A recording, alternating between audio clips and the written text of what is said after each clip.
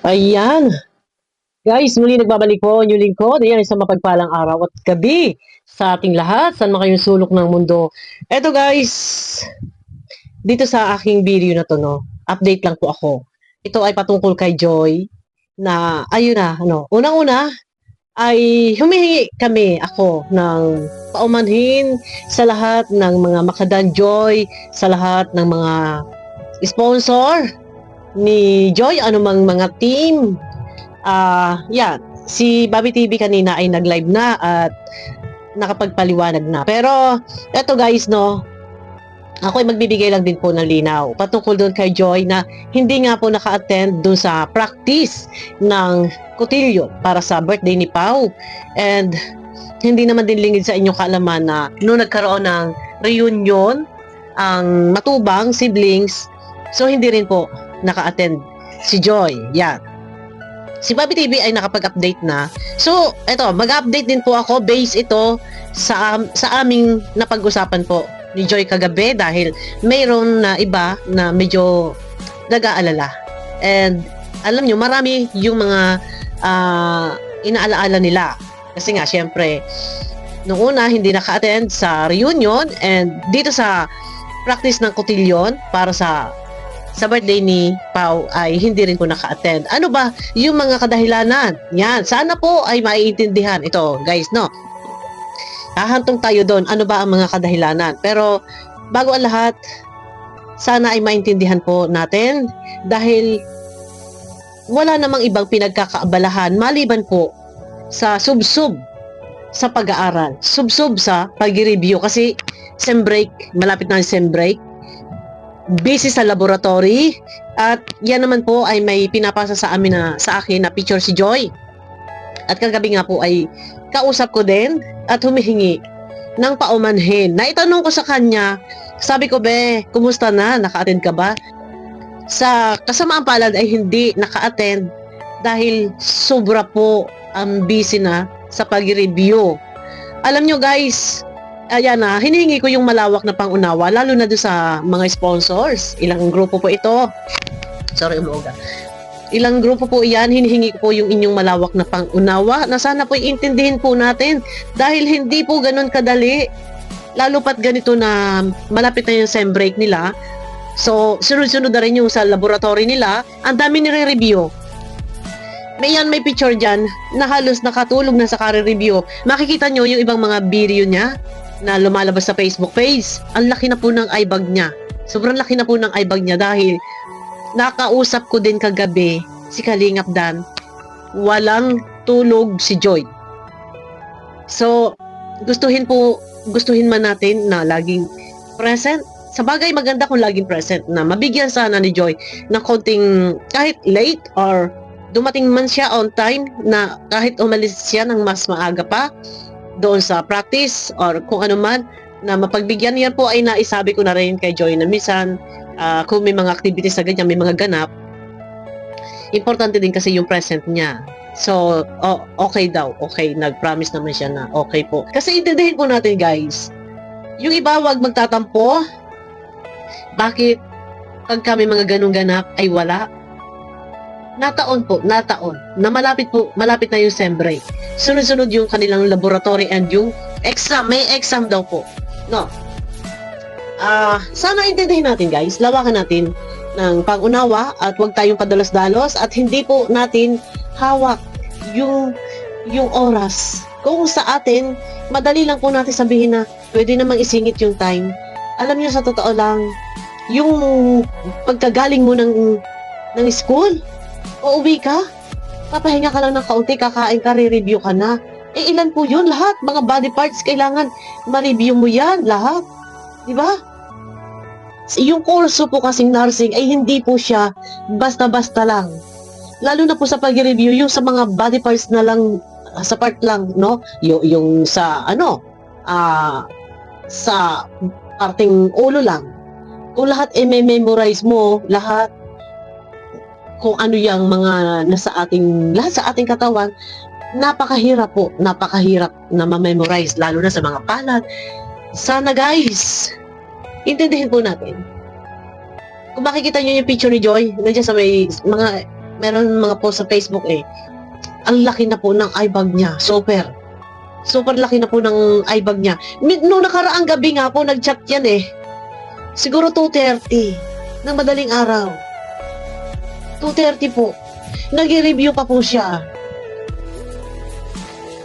Nakakaawa kasi yung siguro nabigla din ito, pero wala tayong magagawa kasi yun yung gusto niya kurso, kaya titiisin.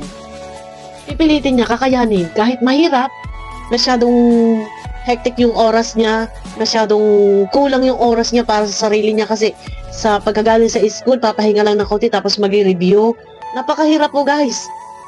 Kaya nagulat nga ako noon nung isang araw nung isang gabi nag-chat siya, gising pa ako noon kasi natutulog ako minsan 3 a.m. Gising pa ako noon. Biglang nag-chat 2:30, gising pa nag-review. Tapos may sinad pa nga po siya yung sa ito, ayan makikita niyo diyan. Yung sa dingding niya, lahat nandiyan yung sa 5 sense organ. Yan, may lahat na. Yung mga ano mga tawag diyan sa tenga, lahat sa palad, sa mga daliri, lahat na. Sana guys, intindihin po natin. Siyempre kay Kalinga Prab din humingi. Yan. Sabi ko nga, hingi siya ng paumanhin kay Kalinga Prab, pero nagpaalam naman po yata. Nagpaalam naman po. And nakausap ko din si Kalingap Dan, yun na din po, yung isa sa dahilan na talagang wala pong tulog. Sana po guys, intindihin po natin sa totoo lang. Kasi yung oras niya, mag-uuli-uli tayo. Kulang ng tulog. Halos gusto man niya matulog sa araw. Paano pa makakatulog yan? No? Kung galing sa school. Pag uwi, ay re-review na. O ay anong oras pang umuwi? Kahit nga po Sabado, nagkataon nga po sem break. No? Sana lawakan po natin ang kaisipan kung hindi man po naka-attend sa practice ng cotillion. Marami pa naman po practice ang magaganap. Babawi at babawi. Nasabi ko na rin po yan kay Joy. Napag-usapan na po namin yan. Babawi na lang po si Joy. Intindihin po natin yung kanyang oras. Talagang napakahirap. At sana yung ibang mga sponsor, wag po kayong magdadamdam. Alam ko na, naiintindihan ko guys, no?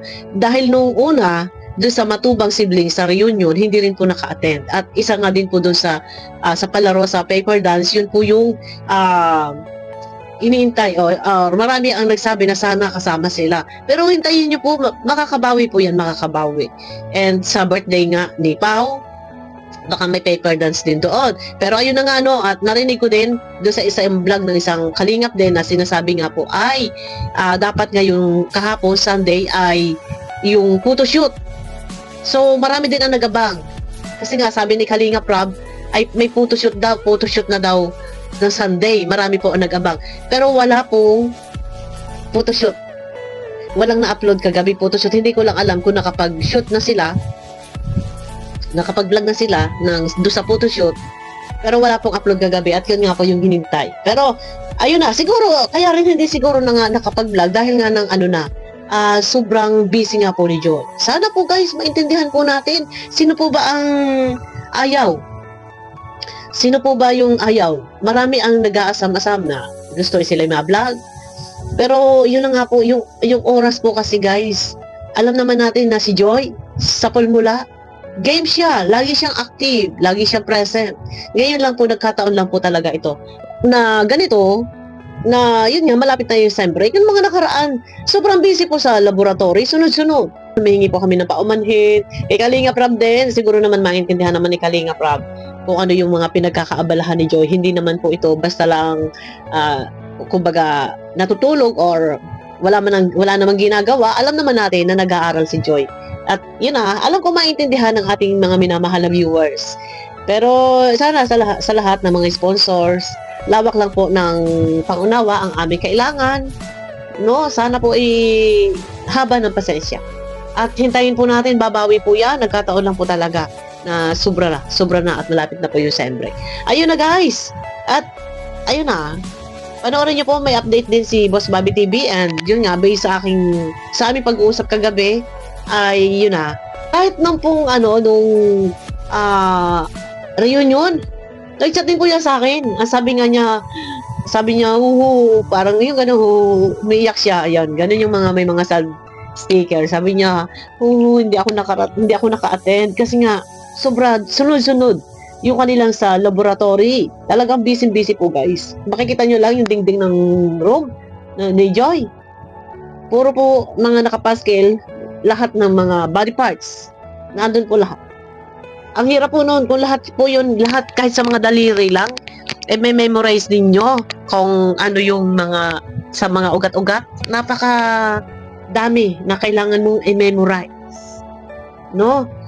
Sana haba ng pasensya at lawak po ng pangunawa ang ating pairalin, lalo na sa mga sponsors. Huwag po tayong ura-urada ay magtatampo at hindi naman po yan basta lang po ay nagtutulog at nagsisi-cellphone. Si Joy, yan, nag-aaral po siya, sub-sub nga po sa pag-aaral at halos yan, hindi ko na mahagilap yung isang picture ang laki ng eye bag, yan, nakakawa naman ako kasi siguro nabigla pero wala tayong magagawa kasi ito yung pinili niyang kurso. So, yun, maninindigan, tiisin, tiyaga-tiyaga, talagang umpisa pa lang pero pagkatagalan talaga ay malalagpasan. Pero yun na nga, at saka siguro nangangapa pa din kasi first year college, first sem, so nangangapa pa rin talaga siya sa kanyang mga galawan. Kasi nga, first year college, so ngayon pa lang siya, kumbaga nakaranas ng ganitong pangyayari na talagang sub-sub, no? Ayun na, guys, pakiclick naman ng thumbs up at abangan nyo ako sa aking next video. Mega love shoutout po sa inyo lahat. At yun na, lagi naman nagchat-chat sa akin. Nag-uusap naman kami at humihingi naman ng paumanhin. Humihingi po at sabi niya, sabihin sa lahat ng mga sponsor, pasensya na po at babawi naman po siya. Nagkataon lang talaga na talagang busy-busy. Yun, sabi niya, pasensya na daw po, babawi daw po siya. Yan. Intindihin po natin at unawain natin guys. At hindi lang po yan, basta lang po ano-ano ang pinagagagawa. Ayun na guys, abangan nyo ako sa aking next video po. At mega love shout out sa inyo lahat. Bye-bye!